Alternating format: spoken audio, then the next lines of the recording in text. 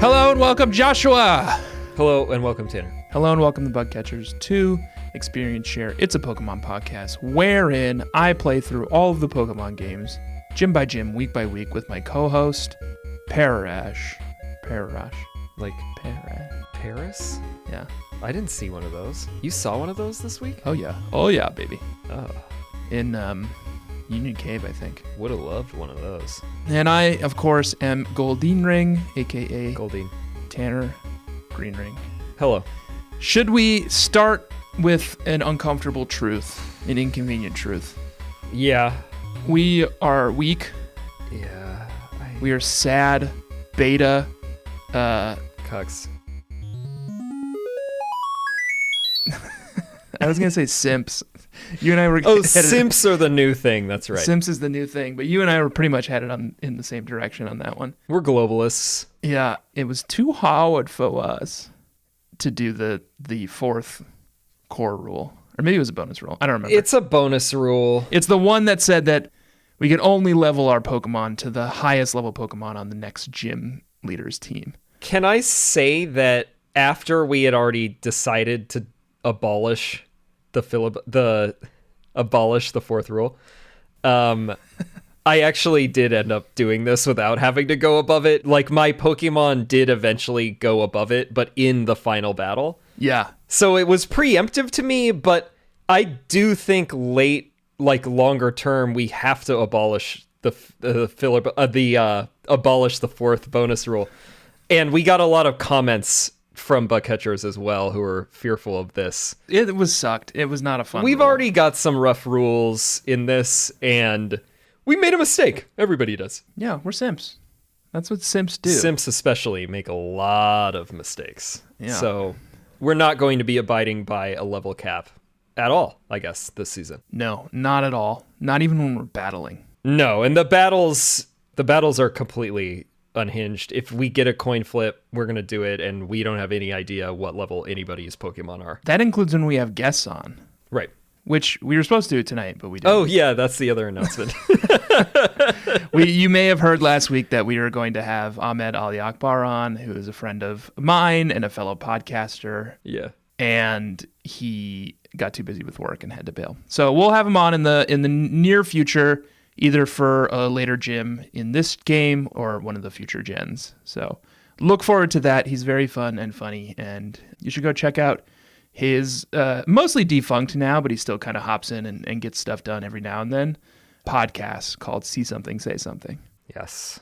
And in the meantime, I guess you'll be enjoying Tanner and I getting a little wet and wild on a Friday night, because we ended up starting late. Started late. It's also, we usually record Tuesday nights, and now it's Friday night. So we're going to burn the midnight oil. We're going to get wet. We're going to get wild. We're not going to battle. No. Because Josh has to edit the entire episode tomorrow, essentially. Yeah. So we have to control ourselves a little bit. We can't go too long. We always say that. We're always just like, God, what are we going to talk about? No way we're going to fill an hour. And then we talk for an hour and a half. Yeah, we're like looking at this outline. It's like a page. Yeah. And then somehow this is going to spiral completely out of control. Yeah.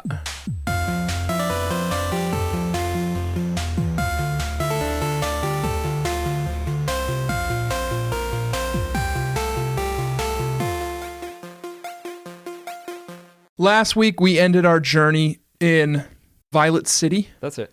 Where we took on Faulkner, the bird man. Bird person. Right when you leave town, you find yourself on Route 32, which is kind of one of those docky areas.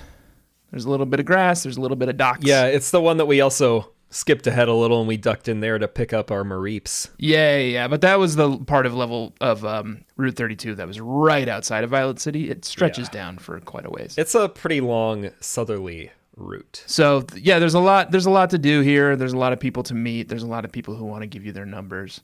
Yeah. I stand by my previous statement on this number shit because like people just keep calling me. Yeah.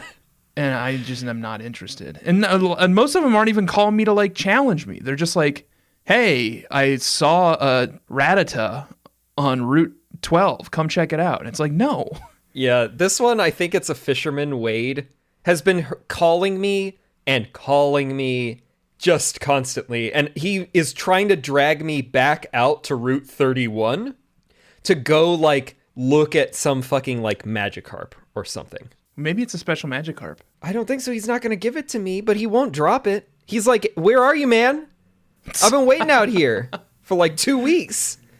But in the next part, because I don't know about you, but my egg hatched, I have been told I need to go back to Professor Elm. The Togepi egg? Yeah, so I will pay tribute to fucking Wade. I boxed it immediately. No, I boxed it, but Elm calls you, and he says you need to bring the Togepi to go... I boxed the egg. So he can check it out. I boxed the egg. I'm not going to hatch that fucking thing. You have to advance the plot.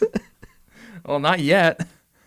Who's got space on their fucking... Who can spare the 6th spot on their team? We're on a Nuzlocke run. I think you have to show Elm the Togepi to advance the storyline. Well, I dragged the egg around for you fucking raised the goddamn egg. I dragged the egg around for this whole leg, and that's one of the many reasons why I have a couple of underleveled Pokemon, because I had an egg in it for the entire time until it finally hatched, like, last night. I'm not going to do that. I think you have to. I'm going to see how far I love it. Let's see if you can't. Maybe you don't have to. See how far I can get without hatching that egg. Maybe don't. Maybe, can I release it? Can you release an egg? No. I did at one point have the egg on me, and I put it in the front slot to see if it would follow me, and it wouldn't. It just defaults to the next Pokemon in your lineup. It makes one of your Pokemon also come out, and then they have it on a spoon, and they're like chasing you. They drop it and it breaks, and it's like, sorry, Elm. Oops. Hoot, dropped it. Route 32, we're down here, and you're fighting a lot of fishermen. There's lots of Magikarps, lots of Goldeens, which is where I got my nickname this week. Mm-hmm. And I don't know, it's a pretty straightforward Pokemon route. Well, speaking of numbers, did you take Fisherman Ralph's number? Oh, yeah. I took it. Did you notice how he's like, after you get his number, he's like, oh, thanks. It's so cool to have like a young, like hip friend that I can call up. Yeah. And he's called me a few times as well. And this is the one which is irrelevant for a Nuzlocke, but this is the one where he's the one who will call you when there's a quillfish swarm. Oh, right. So you can go catch quillfish. But he so far has just called me in order to tell me that, like, he seems distraught. And he's like, you know, man, I just think I'm spending too much time with my Goldeen and I'm not seeing my kids enough. I'm like, this is...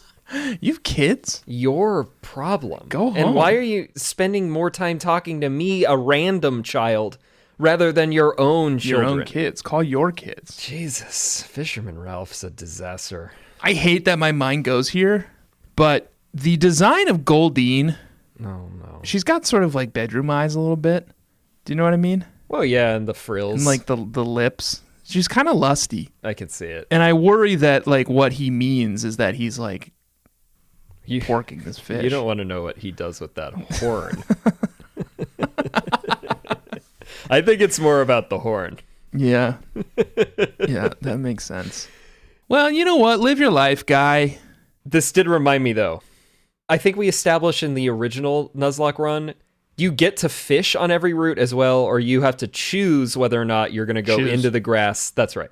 But you can fish in cities that have a body of water. Last time we did it where you could get something in the water and the grass, but I'd say we do away with that rule this time because now we have the dupes clause. Okay, I agree. So you can either fish or grass. But yeah, it does unlock... Well, I don't have the pole yet. Did you get a pole? Yeah. From one of those fishermen? No, there's a dude in the Pokemon Center in Azalea Town who gives it to you. Okay. Alongside Route 32 is another sort of obscured route that is called the Ruins of Alph. Ruins of Alph are looking good in this game. Yeah, it looks cool.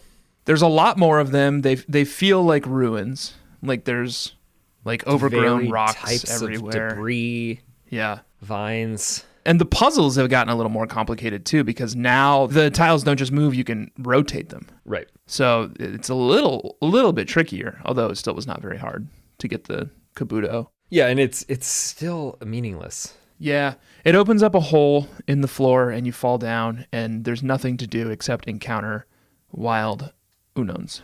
Yeah. And which brings me to my catch. Can you guess? Unknown? Unknown? An Unknown. I caught the G Unknown. Yeah. Lowercase g, Unown.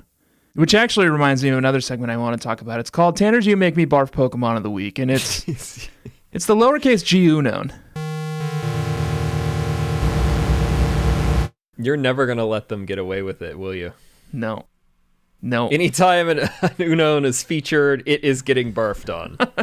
They just, like, this game, the sprites in this game, the 16-bit sprites or whatever, yeah, do a lot of Pokemon a lot of service. They're looking great. Unowns look even grosser. Their wormy bodies are even grosser now. Well, and they, like, move around now. Ugh. Like, they're, like, wriggling around on top of it. Ugh. Something I meant to look up and forgot was my lowercase g Unown. It has a move called like literacy or something, or not a move, a nature. Okay, yeah. A nature called literacy, and I'm very curious. You mean ability? I thought it had levitate. Well, mine's got something called literacy. No way. Literacy? I thought that was what it was called. Let me look it up on Bulbapedia. I mean, they are letters, I guess. Cover for me for a moment. I'm going to look it up on Bulbapedia. Well, I knew that this was inevitable, that you would run into unknowns in there. Yeah. So I actually there's smashable rocks in the overworld. Yeah. I smashed some rocks and I got a Geodude instead.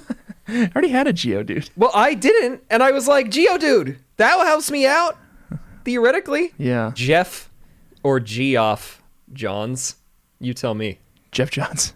But it's got the Geo in it, so. When have you ever seen Geoff pronounced Geoff? I don't know. In It's Jeff. Europe. So here's the weird thing. Somewhere in Europe, that's how they say it. I'm on Unown's page. I don't have my Game Boy with me right now. It's upstairs, so I can't look it up. But I swear to God, it's There's no way it's literacy. ability is called literacy. No. But here on Bulbapedia, it says that the only ability that Unowns can have is levitate. I think it's just levitate. So now I'm slightly worried that I have like a hacked console or something. Or you're illiterate, and it was levitate the whole time. Get it? Maybe it was levitate. Literacy. I swear to God. I'm Googling just like frantically literacy and Pokemon, and there's nothing other than that fucking baby's ABC Pokemon book that I sent to you the other week. What the hell? Why is it? And a JSTOR article about what Pokemon can teach us about learning and literacy is the #1 result. So this is not an ability. What the hell? Maybe it was. Maybe I just misread levitate. So confused right now. Okay, well, I guess we have to move on from that. I'm struggling. I'm struggling to do that because I'm so upset. Well, I'll continue on, and you can keep looking into it because I have a fun facty here. Okay. Yep. Joshy's fun facty. Oh, Jeff Johns, by the way, prolific DC Comics author. A Geoff. Geoff. He did my favorite run of Green Lantern. Oh, that's fun. Yeah. Okay. Well, Who's my favorite comic book character? Right. Yeah. That seems like it's sort of a little bit of a reference to the Green Ring, aside from that it's a combination of your last names, you and Jamie. One could accuse me of that. I think it's pretty obvious. I know one thing it's about a Green convenient Lantern, truth. and he happens to have a ring that is green. Let's hear your fun facty.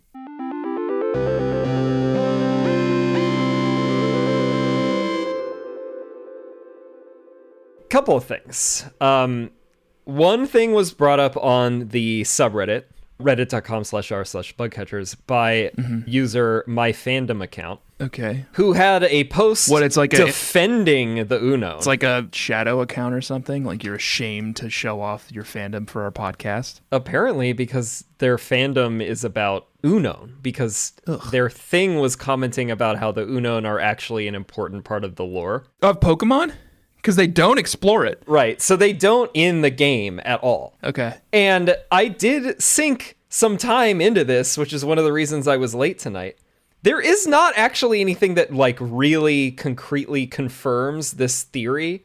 The theory is that the Unown were deployed by Arceus as its like minions to create the universe, and that the Unown are the building blocks of like everything. Oh, so it's like DNA. And potentially, like on a different thread that I found on the Pokemon subreddit, it's about how like the Azure Flute, which is the thing that summons Arceus in Diamond, Pearl, Platinum, has the exact same sound as the radio when you play the radio in the Ruins of Alph.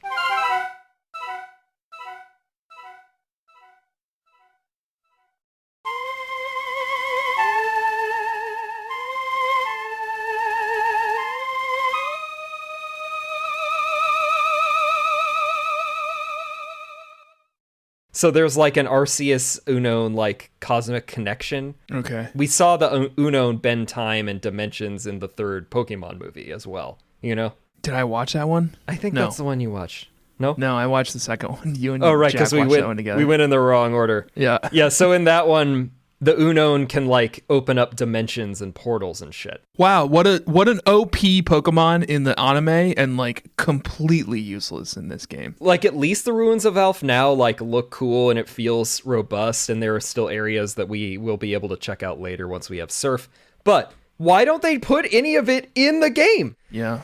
And part 2 of this fun fact is our friends Pokemon Crossroads on Twitter. Yeah. The admin is playing along with us in this Nuzlocke run, and they brought over an Arceus from Sinnoh. And if you bring an Arceus in the front of your party to the Ruins of Alph, one of the scientists or archaeologists at that like research center will come running out at you and be like, wait a second.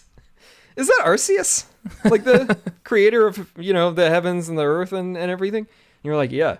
Yeah. And then he's my Pokemon. This researcher will take you into the ruins as well and like tap on a wall or some shit, and you get transported to the Sinjo ruins. And this is wild. This is all built into this fucking game? Yeah, in this game only. Wow. And so the Sinjo ruins are like off the map, but supposedly north of Blackthorn City. Oh, Cynthia, of course, of all people, shows up. Yeah. And she's like, oh, yeah, so the Sinjo ruins were created hundreds of years ago by 2 groups of humans, one that had come from Sinnoh and the other that came from Johto. This was like the meeting of their 2 cultures, the Sinjo ruins. What's in Sinjo ruins? What you get is like you bring Arceus up to like this platform in it, and then you get to choose, as though it's a starter, a level 1 Dialga, Palkia, or Giratina. That's cool. So that's why you would do it. But it's like some element of the lore that, again, they don't fully flesh out, but it's like here, which is kind of cool. How do you catch Arceus again? You find the Azure Flute. Okay. Most of the time you get it through like an event, which you can't do anymore. Yeah. You can get it through Mystery Gift, I think, as well.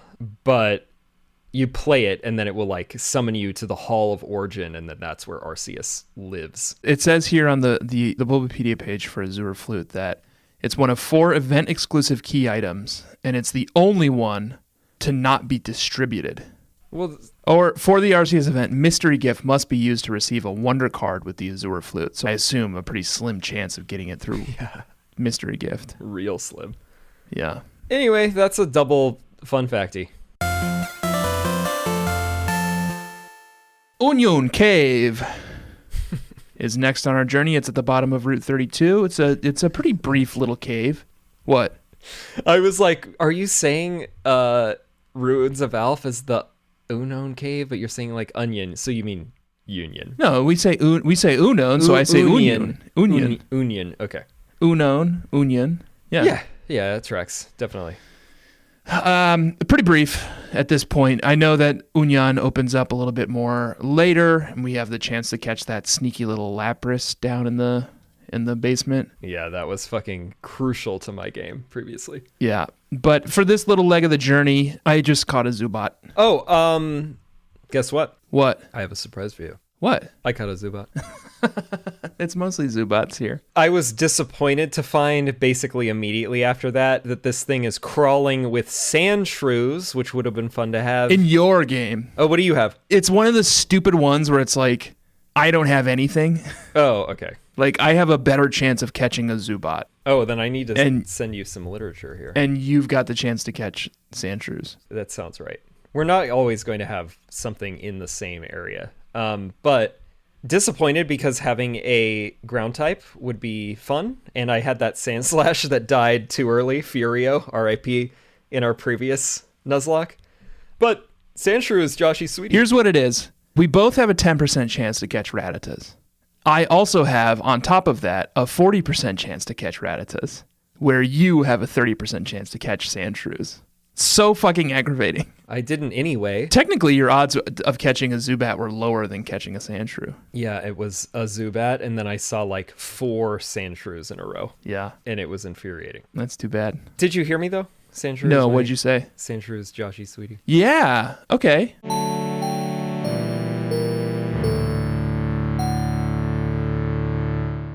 So I linked out to it because you haven't seen it. Look at its little sprite. Oh, okay. Look how like plump and like rotund it is, and it like leaps up excitedly All right, what are we looking at? and does a little like woo woo. Oh, yeah, look at his little arms. Yeah. That's cute. Oh, look, it's like bouncing. It's like a bouncy ball. Yeah, it looks a lot more like an armadillo. Wait, did I click the which wrong is, one? Like basically what it's supposed to be. Oh, Diamond and Pearl and Platinum, he's like a little bouncy ball. Do you see that? I like both of them. Yeah. I mean, this thing I think has gotten like look back at like red is kind of sweet actually. Oh, yeah, he's like a little tender baby in red. Yellow's bad. Silver's rough. Gold is kind of cute. Silver's bad. It's been pretty hit or miss until you get into like Ruby and Sapphire. Look at the Emerald one where it does a belly drum. This is a cutie. I think Sandshrew is really rising in the ranks. I sort of like his green shiny version, too. Yeah, the shiny one looks really cool. What a fun little Pokemon. So that's a sweetie. So underappreciated. Yeah, and I'd like to appreciate it more, but I get a Zubat instead. Can I tell you about my Zubat? Yeah. His name is Batcon, the Bat Conservancy International, which is a bat charity. Okay. Bat Conservancy International's mission is to conserve the world's bats and their ecosystems to ensure a healthy planet. Are bats in trouble? Well, I don't know, but do me a favor. I feel like bats are probably not in trouble. Do me a favor right now and go to batcon.org. Okay. And should you also, while I'm doing that, explain to new listeners why you're naming it after this charity? Sure, but I need your immediate reaction when you go to batcon.org because there's a little like video playing in the background of the like main page. Oh, here we go. And it's a lot of bats. It's so many fucking bats. You're telling me It's we like need more bats? 100,000 bats. It's so many bats. It's like way to shoot yourself in the foot, Bat Conservancy International. You're telling me that we need to preserve bats with a video of like 500,000 bats like flying in the sky? Don't tell me how we need more bats and then show me 1,000,000 bats. So yeah, my guy's called Attorney Will End Testament, and he's an end-of-life estate lawyer who helps his clients, who are all Pokemon, with their bequests. And when one of my Pokemon dies, I have to donate to the charity that it's named after. Check out this about bats page, which should be a bats. Oh, it should be the bat page. A bat's us. Yeah. Bat profiles. Hell yeah. I mean, bats are kind of cute, I guess, but bats are the second largest order of mammals with more than 1,400 species worldwide. I wouldn't open with that fact either.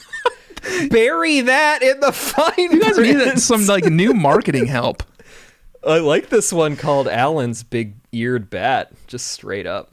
This is a humble brag. I was in Australia once and walking through like a public park, like essentially the Central Park of Sydney, and a bat the size of like a 737, a max, like came or regular, like swooping out of the sky and like into a tree near me. Yeah, and I was like terrified. And I was walking with someone I knew in Australia at that time, and I literally like ducked and like ran for cover.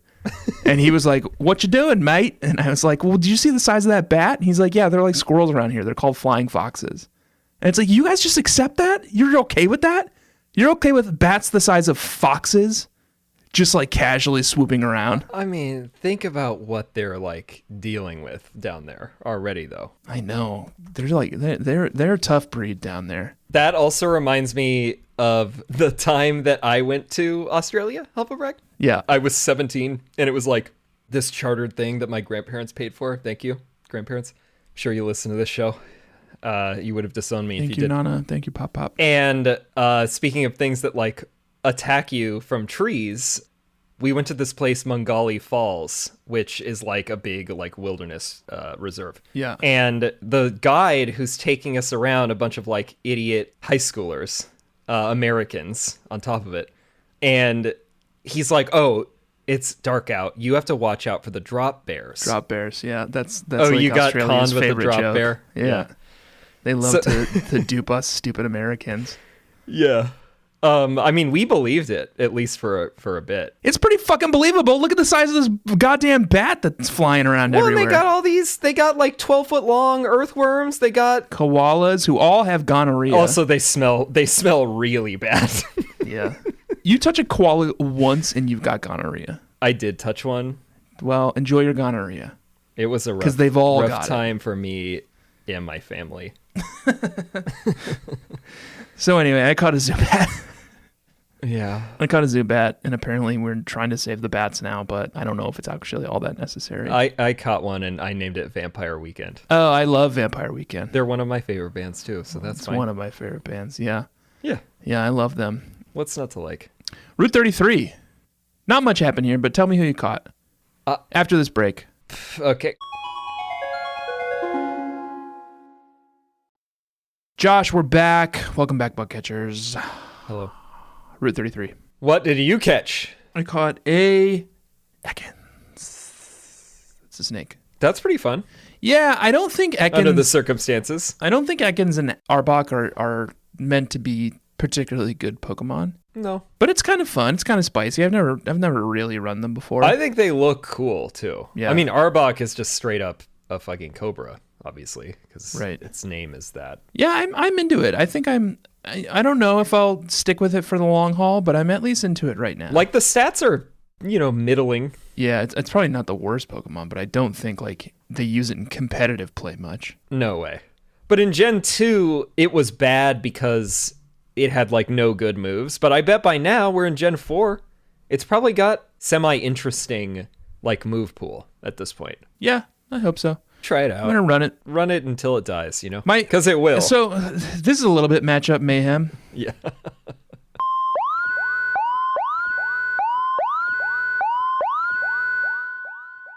We'll get to level check a little bit later, but I spent a lot of time leveling this Ekans because I had it in my head that bug-type Pokemon were weak to poison. Grass is.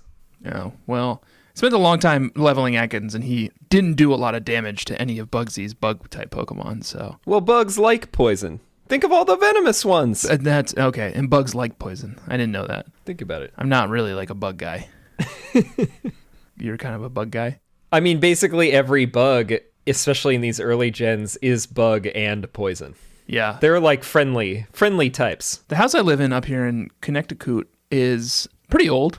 Like, tastefully old. It's like classic. Yeah, I've seen pics. Kind of got that my Cape Cod style. Yeah. Little House Hunters joke. Oh, sure. I don't know what House Hunters is, but... You've never had to watch that dumb show? Okay. No, I don't think so. Is it good? Should I? Well, Discovery Plus, that's one of the new pluses. One of their channels is just literally House Hunters 24/7 with no ads. So you could just throw it on and it's like these fucking idiots like looking at a house. But one of the triggers in that show is that trigger for me is that people are looking at houses that they obviously don't own. And they're like, well, it's not my Craftsman.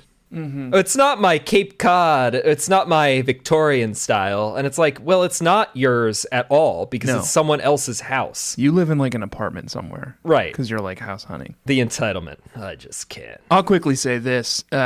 When Miles was first born and I was off on parental leave, newborns nap nonstop. They're more asleep than awake. Yeah. So there's a lot of downtime. And all I watched without fail was a show called Carnival Eats.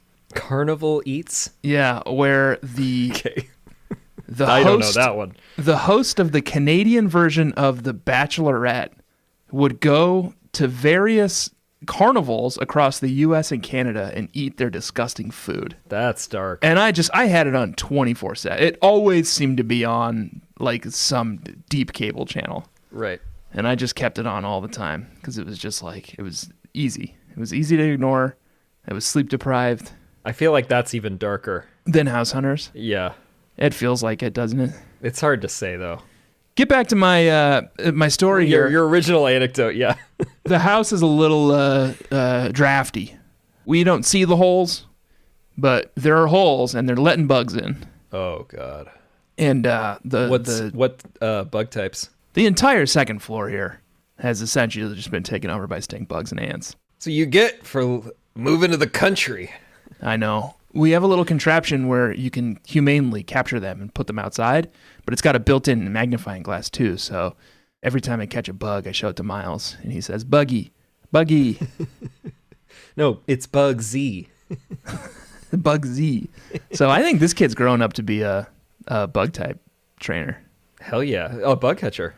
A bug catcher, yeah.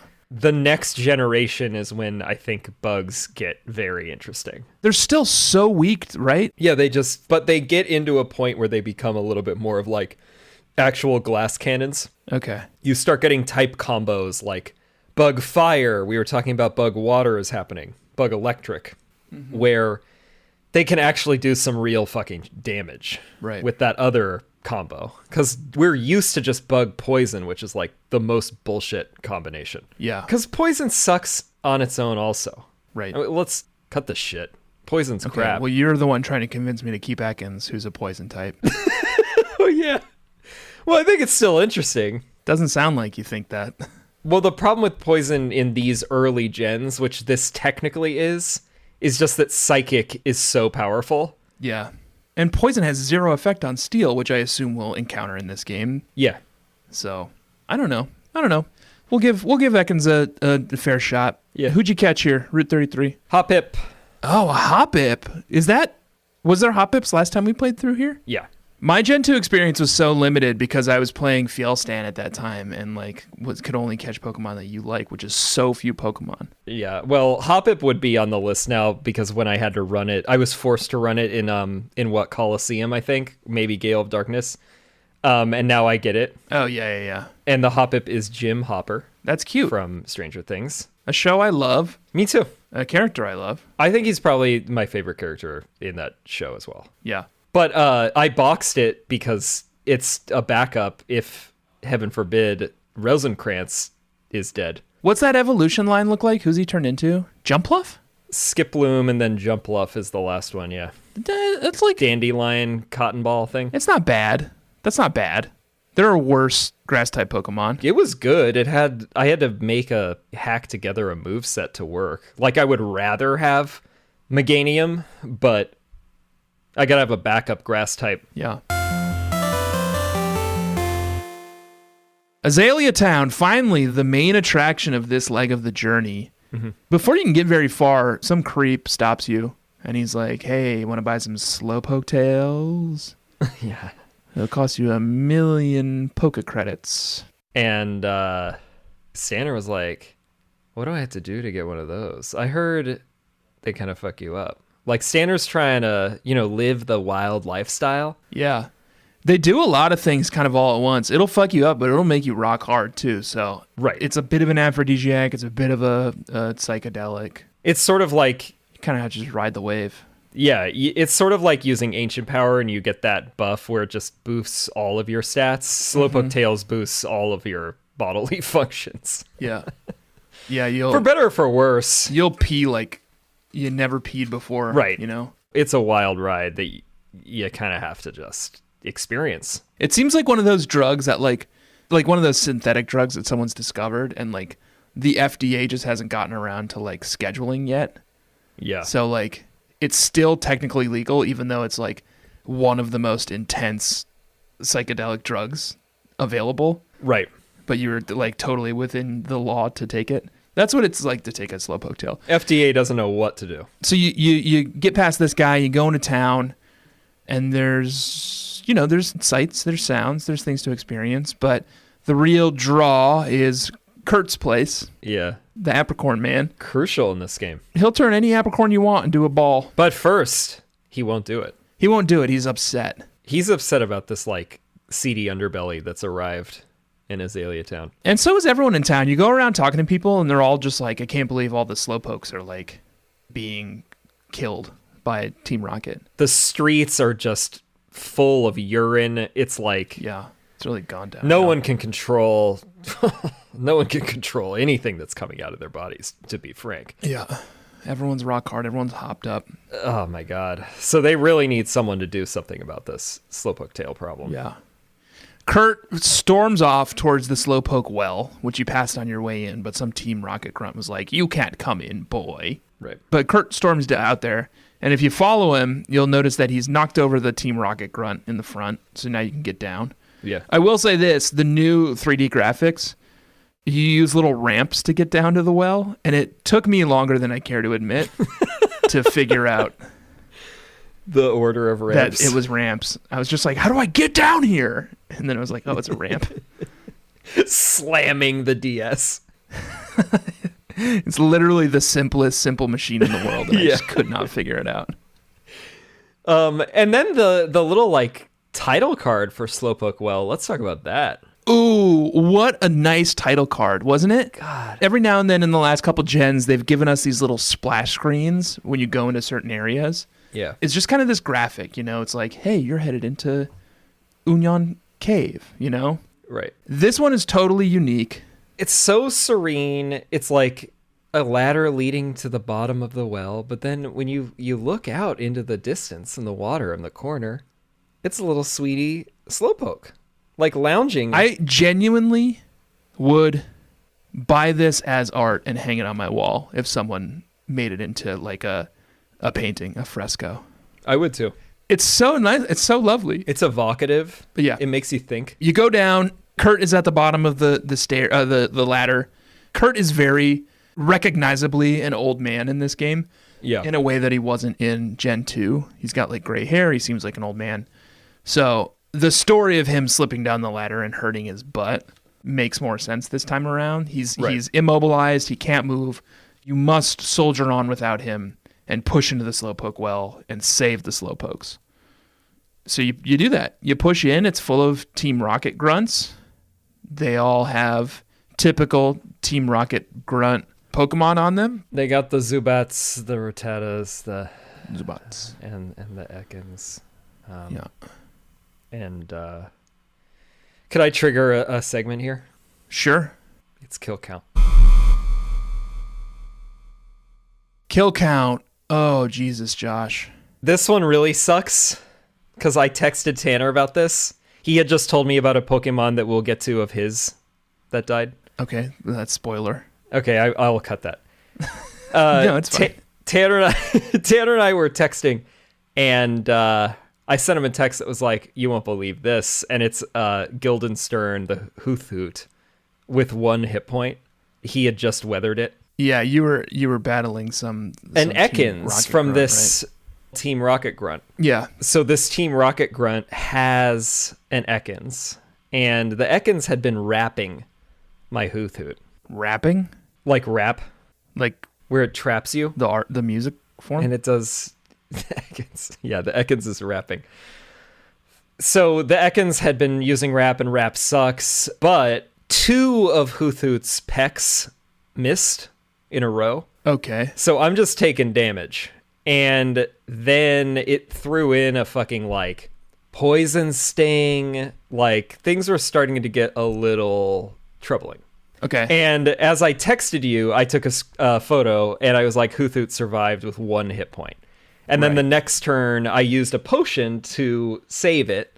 And then I tried to get it out of there. And then I was like, oh shit, I can't evacuate it because of rap. Yeah. Then the Ekans used a poison sting that got a crit. And then Hoothoot had about 4 hit points. And then the rap hit again. And that was it. Guildenstern is dead. That's almost the name of the play. Yeah, I was hoping that if this happened, both of them would die at least, or it would never happen. But Guildenstern is dead, and my kill count stands at 1 Woof. currently. Woof. And I like Noctowl. I was looking forward to this fucking thing. Yeah, I have a Noctowl now. It owns. Yeah, It's cool. It's tough. well, mine's dead, so Sorry, Josh. Wow, I'm so sorry. That was weirdly my only challenge in Slowpoke Well. The big battle with the who is it? Executive, like, Peroni. Is that his name? Executive Proton. What is he, a robot? Executive Proton is like the little mini boss here. And of course, he has a Zubat level 8 and a Coughing level 12. And my Hoothoot had died to an Ekans that was level 11, and the Hoothoot, to remind you, was level 14. Wow, that sucks. It's rap, huh? Yeah, I died to a rap. That's good to keep in mind. I kind of forget that rap prevents the other person from trading out, and it does damage. Rap is kind of a good move. At this Early stage, only for now, yeah. Well, I'm sorry about your Hoothoot. Yeah, thank you. You beat Proton. You usher Kurt back to his house. Now he's all sunshine and rainbows. He's ready to help. And he's got an interesting new feature. You can give him multiple berries at once. That's new. So if you have like 10 black apricorns, you can give him all 10 and he'll make you 10 like speedballs or whatever, which is really nice. Because it used to be that you could only do one every 24 hours. Yeah, one of whatever it was per 24 hours, and now it's whatever number of the one type of apricorn that you have. Yeah, one color. That's great. Like, I dropped off like 6 of one of them. Yeah, it's good. That's a good new feature. Yeah. And then before you can get very far, if you try to wander out of Azalea Town to the west, you will be intercepted by Bad Josh. Yeah, so this is where our paths diverged a little, because I did not even try to go west yet, because I knew this is part of the next part of the leg. Well, I like to play ahead a little bit to see if I can get... If there's a route open to me that's not blocked off, I'll kind of push ahead a little bit to see if I can get some new Mon. You know, Bugsy was kind of threatening. I wanted to see what else was out there. He became threatening for me after my fucking Hoothoot died. Yeah. So I started to leave town to the west, and Bad Josh attacked me. And my Pokemon at that point were not quite at the level where I was ready to take on Bad Josh in his current state. He almost smoked me. Oh my god. He really got very close to killing my Mareep. What levels were his things? His Pokemon? Let me go check real quick. It was surprisingly difficult. I was not expecting it to be so hard. I mean, I'll also say at this stage of the game, grinding is tough. I spent a lot of time grinding in Slowpoke Well. Yeah, that's a good place to do it. I was just finding random patches of grass. I mean, any of it is arbitrary. Like, you can't find anything higher than level, like, 8. And also, like, the calls, like, no one's calling you to battle. Yeah, they're not calling to battle yet. They're calling to talk about how they are a bad father or how their Rattata is... Fuck fish. Okay, so Silver's team, if you pick Totodile, is a level 14 Ghastly, a level 16 Zubat, and a level 18 Bayleaf. That's tough. Like, that's pretty rough. Bugsy's top level is 17s, and like I wasn't at the point where I was even like trained up for Bugsy yet. So the level 16 Zubat and the level 18 Bayleaf were tough. Oh, and you know what the most fucking annoying part was, which you will not experience, is his Bayleaf came in, dropped poison powder on my guy, and then just kept doing synthesis. Like every turn I would wail on him and like take off a chunk of health, and then he would just do synthesis and heal up. Yeah. It was so irritating. I mean, I will say, as a fellow Bayleaf owner, Chikorita and Bayleaf have been basically useless so far, but their moveset is crazy. Yeah. Like, I have Razor Leaf already and Synthesis, which are often mid to late game learned moves. Maybe they give you that because the first 2 gyms are so fucking hard for... Yeah, because you're just getting fucking wrecked. Right. It sucked. It sucked that, like, I was poisoned and, like, he wouldn't go down in health because he just kept doing synthesis. Like, yeah. At some point I was like, am I just going to have to, like, wait till he's out of PP? Yeah, Synthesis only has 5. Eventually I landed a couple of good blows, so... You're not missing much. I hope you don't struggle as much as I did when you battle him next week. I won't now, because now I know what to prepare for. And then the last main attraction here in Azalea Town is Azalea Gym, home of Bugsy. Yes. A sprightly young boy in funny little shorts. A very, like, Lost Boys, like, Peter Pan kind of vibe. The gym setup in this game is a billion times more interesting than the gym setup in Gen 2. Oh my god, yeah. In Gen 2, it was just like a garden, like a grotto, and you had to like walk around the outside of some like flower patches to encounter a bunch of trainers. Yeah. In this one, there's this cool like puzzle where you're riding little spider buggies across Like Spinaraks, probably. Yeah, across like 2x4s that look like a spider web, and you need to flip switches to get to the right place, and then of course you like inevitably have to battle a bunch of bug catchers and like a pair of spooky twins along the way. They're really fucked up. Amy and Mimi. And they all have bugs, of course. There was a bug catcher, Josh, in there. These guys were easy enough. Yeah. Yeah. Oh, he's the one with the Paris. You're right. Yeah. That's where the Paris was. I made quick work of all these guys. They were not very hard. Well, let's just say this. I had a Zubat. I'm trying to find the most delicate way to say this. I used Zubat back on my Zubat. He was my real hero through all of this, and I thought he was going to carry me all the way to the end. But eventually, I made my way to Azalea gym leader Bugsy, and had Zubat at the front of my lineup, and Bugsy had Scyther at the front of his lineup. Level 17. Yeah. Cool ass sprite in this fucking gen too. Yeah, he's got a cool sprite. And he killed back on Zubat. He killed Zubat. He doesn't even have very good moves. How did he do it? I don't know. He's got quick. That's nothing super effective. I think I did like wing attack on him and it didn't kill him, but he fucking like activated his citrus berry. Yeah, the citrus berry sucked. Which like brought him back up. And then like I think he did just what's U-turn? He has something called U-turn, which I don't really know what it is, but maybe he did that. U-turn is a bug move, which I love. I think it's so clever. That does 70 damage and then makes the user swap out too. So it wasn't that. No, it wasn't that. I think he just did like a quick attack or something and just destroyed my Zubat. Oh, you know what? I always forget this. Scyther has the ability Technician. What is that? Which increases the power of moves that have a power of 60 or less by 50%. So quick attack normally is only a 40 damage. You know what I think he did? I think he did another like 20 damage, I think. I think he did focus energy first. Oh, definitely. Yeah, he opened with focus energy on me as well. And then did quick attack. And I was being cocky because I was like, no way he's taking down a fucking Zubat. And he killed it.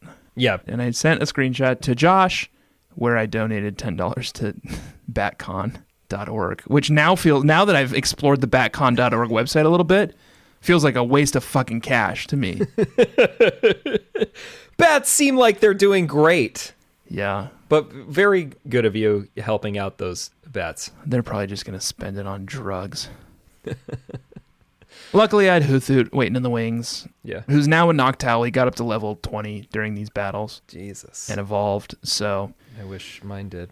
I beat Bugsy, and I'm done with this leg of the journey. How did you do against Bugsy? Yeah, honestly, it wasn't a problem. I thought it would be because Hoothoot died, but I power leveled my Mareep into a Flaffy, and I got it to level 17 because I needed to just Thundershock this Scyther. Yeah. And I opened with Kanye West, the Butterfree.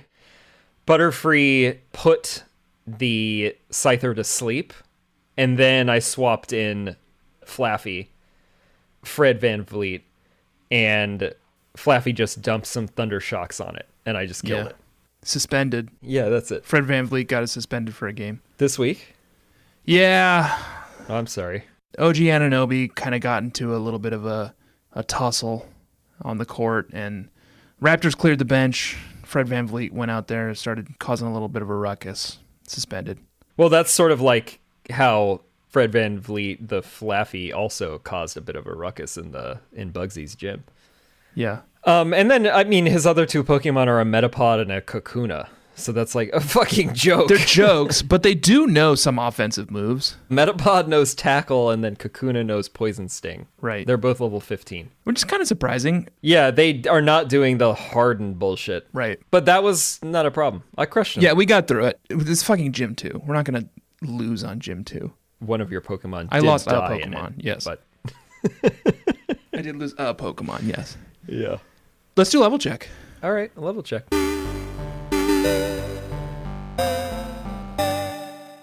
Do you want to go first? Sure. Rosencrantz, still alive, not dead. Bayleaf, level 16. I've been leveling it on the side to make sure it doesn't fall behind, but I have gotten no use out of this competitively so far. Soon. Then we have Kanye West. Wow. A useful, again, Butterfree, level 17. Fred Van Vliet, Flaffy, level 18. That's the big boy. Yeah. Then we have Krillin, Rattata, still around. Didn't mention him yet, level 15. Oh, nice. And these names are coming from Stanner, who stands T. Greenring, and Steve Human. It's a Stanner type trainer. And so these Pokemon are all named after real life T. Greenring's favorite things, and we all hope that they live, other than Guildenstern, who died. That one doesn't affect me. I know, I see what your game is. You wanna make this hurt. You wanna make this sting for me. But the whole point of Rosencrantz and Guildenstern is dead is that they die. I was hoping those two would be buddying around for the whole game, but nope. Yeah. Then we have new team member Ursula K. Le Guin. Yeah. Slowpoke, level 8. One of my favorite authors. Love it. Same here. Didn't you list Ursula K. Le Guin on your besties list? I don't remember who you named one of them that as well. I did. I don't remember who it was, though. It was a Golbat. I just searched it. Okay. So it is a Slowpoke this time, and it's level 8. Perfect. Did not have any time to sink into that. But thank God for the dupes clause again. Yeah. Ran into 4 Zubats, and then I got a Slowpoke finally in Slowpoke Well. Oh, I encountered a Slowpoke right away. This was runner-up. Slowpoke's sprite is the cutest it's ever looked. Oh, yeah. It looks so good. And the overworld sprite of Slowpoke looks so cute. Their tail wags now. Plus the intro slide to Slowpoke Well. It's they're really doing Slowpoke a lot of service this gen. And then we have Vampire Weekend, who I mentioned, Zubat, level 5. Zubat, yeah.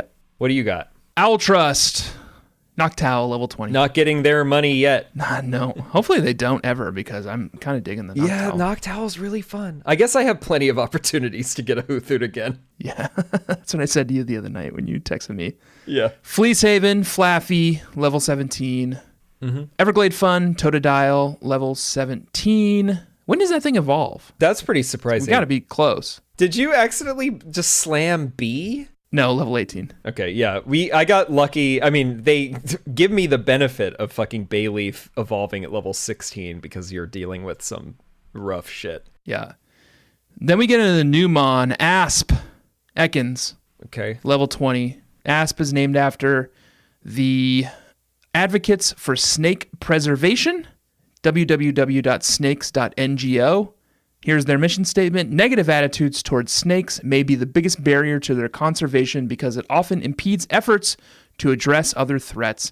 Advocates for Snakes Preservation's mission is to use science, education, and advocacy to promote compassionate conservation and coexistence with snakes. I have 2 comments. Okay.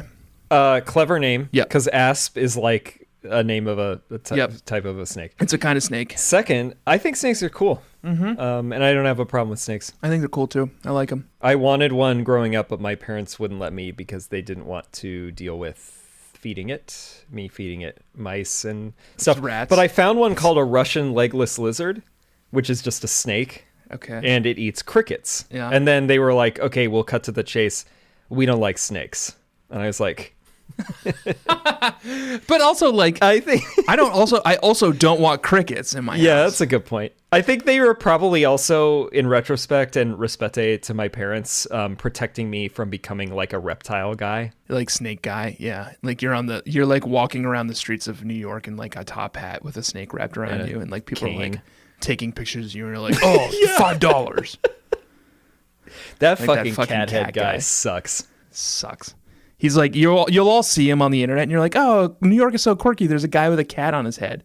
But if you ever interact with that guy, which you will if you spend any time in New York because he's all over the place. Because he's somehow everywhere. He's a huge asshole. And he's always, if you try to take a picture of him or with him, he's always just $10. $10 or I'll sue you. Yeah. Yeah, he sucks. He's such a prick. Pygmy Hippo. Okay, yeah. Slowpoke. That's good. Level 12. Named after the Pygmy Hippo Foundation, pygmyhippofoundation.org. The PHF was established with the aim of promoting the conservation, preservation, and protection of the endangered pygmy hippopotamus in the remaining Upper Guinea forests of West Africa. All right. They're like little hippos. That sounds cool, and I'm clicking through on this. And then I will admit now that I'm the Secretary of Cheatsportation, and I played ahead a little bit, not intentionally. I wasn't trying to like cheat, but I thought I had to. I thought that you had to do Ilex Forest before you took on Bugsy. No. Went into Ilex Forest, which we will cover plot-wise next week, but I did catch an Oddish. Pretty good. What Cheer, the Oddish, level 9. What Cheer Flower Farm is a 501c3 nonprofit founded in 2017 with the purpose of growing, rescuing, and giving flowers away to those in need, lifting spirits by sharing the beauty of flowers and providing training in growing and floristry. Beautiful. It's essentially the same kind of charity that Power of Flower, my Bellsprout is. Yeah, I would go for Oddish over Bellsprout as well. Oh, of course. But you're going to deal with the Gloom stage. I know, but I don't even know if I need. I maybe don't even need. I feel like grass grass is pretty standard. I think you kind of need a grass aspect, but well, I don't really want to run Oddish or Bellsprout, so maybe I'll encounter something a little more interesting later down the line. Yeah. All right. Good team. Yeah, good team. That is it for this leg, Joshua. You have anything else you want to say to the bug catchers? I guess not. Any apologies you need to make? Anything you want to apologize to the bug catchers for? Am I supposed to apologize for something? No, I don't know. Look and do a little self-reflection. You tell me. I feel like I didn't do anything wrong this week. Okay, that's fine. That's totally fine if that's what you feel. Wait, is there actually something I should be doing right now? No. Fuck you. No, I'm just fucking God damn it. That's Experience Share. It's a Pokemon podcast. This week, I have been Goldeen Ring, a.k.a. Tanner Green Ring, and I am joined, as always, by my co-host, Parash, a.k.a. Joshua Fjellstad. We played through Azalea Town this week, and next week, we're headed to Goldenrod City. Yeah. Where you can finally transfer over our tasty little eggs. Do you think you're going to do it as soon as you get there? Oh, yeah. I haven't even decided what I'm going to do yet, but I'm definitely going to do it as soon as I get over there. But you know you're going to have to put in time in Platinum or Fire Red, Leaf Green, or whatever you're using to generate the egg. That's fine. So I think it's unlikely that I will actually have the egg over as soon as we get to Goldenrod, but I am going to be training the talent in my other game. In previous gens, yeah. Get them randy. You're starting to form some thoughts around who's coming over? Yeah. You don't have to reveal it. Might be more fun as a surprise. Yeah, I'm debating a couple of things, so I'm not going to say. I wanted to surprise you and like bring over a Reggie Ice, and then the Bulbapedia was like, you can't do legendaries. They don't do eggs. They only do in that Sinjo Ruins situation, but like Pokemon Crossroads is not playing by our exact rules. Right. So yeah, I'll figure it out. I want to do someone cool and unique and tough. It kind of like I don't have a fire type. It makes me wish I ever ran a fire type, but I don't think I did. Did I? Well, I did, but he died. Charmeleon. Oh my god. In our last Nuzlocke run. That was the darkest moment in the show so far. I can't even breed that thing because I had released it. Yeah. But I don't know. I'll figure something out. So next week, if we figure it out, maybe we'll have some eggs to hatch in Goldenrod, where we'll also be taking on Whitney. Ooh, yes. Gym leader Whitney. The gym leader who sent us down the path of darkness. Really the originator of Fur Affinity Check is Whitney. Look forward to that, bug catchers. In the meantime, please do go check out our subreddit. I guess I'm doing that this week. reddit.com/r/bugcatchers. It's moderated by our friend of the pod, Mike Levine. Please, and I'll do this. So please follow and subscribe and give us a great rating. The best one. But maybe if it's like fine, just give a 4. We can live with that. But give us ratings on Apple. It humanizes us. It reminds people that we're not gods. We're humble. You know, we're humble. I think that's really clear. Yeah. In this whole show. Yeah. Give us a good rating on Stitcher, Apple, etc., and just follow us on Spotify and Overcast and the rest of them. And on Instagram and Twitter at EXPSharePod. That's it. See you next week for Goldenrod City. Goodbye, Josh. Smell you later.